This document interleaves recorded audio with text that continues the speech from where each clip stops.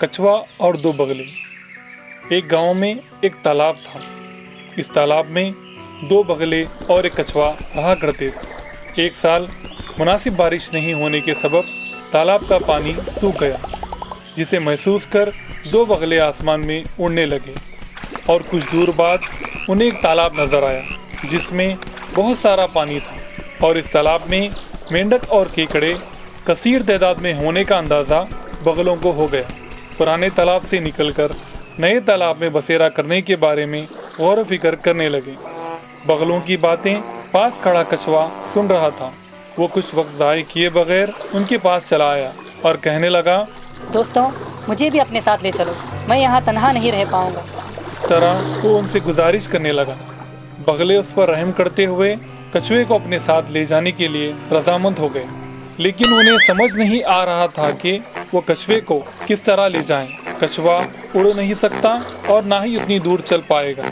उन्होंने सोचा कि उसे अपनी पीठ पर बिठाकर हवा में ले उड़ेंगे, लेकिन कछुआ उनकी पीठ पर नहीं चढ़ सकता था।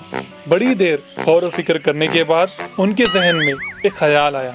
कछुआ एक लकड़ी अपने मुंह में पकड़ ले तो बगले उसे अपनी चोंच में पकड़कर नए तालाब तक पहुंच सकते हैं। बगलों की बातें सुनकर कछुए ने राहत की सांस ली। बगलों ने कछुए को सख्त अल्फाज में ताकीद करते हुए कहा कि किसी भी सूरत में तुम मुंह नहीं खोलोगे और लकड़ी को मजबूती से पकड़े रहोगे। कछुए ने सर हिलाकर हाँ कहने लगा। दूसरे दिन सुबह सवेरे दो बगले कछुए को लेकर हवा में उड़ने लगे। वो आसमान में उड़ने लगे।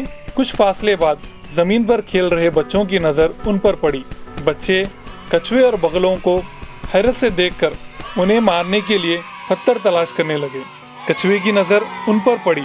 उसने मुंह खोलकर ये बात बगलों को बतानी चाहिए, लेकिन मुंह खोलते ही कछुआ नीचे गिर गया और ऊंचाई से गिरने के सबब उसकी जान चली गई। सबक, इसीलिए आने वाली मुसीबत का पहले से अंदाज़ा करना चाहिए और उसका मुनासिब हल निकालना चाहिए, वरना जल्दबाजी करना नुकसानदाह साबित हो सकता है।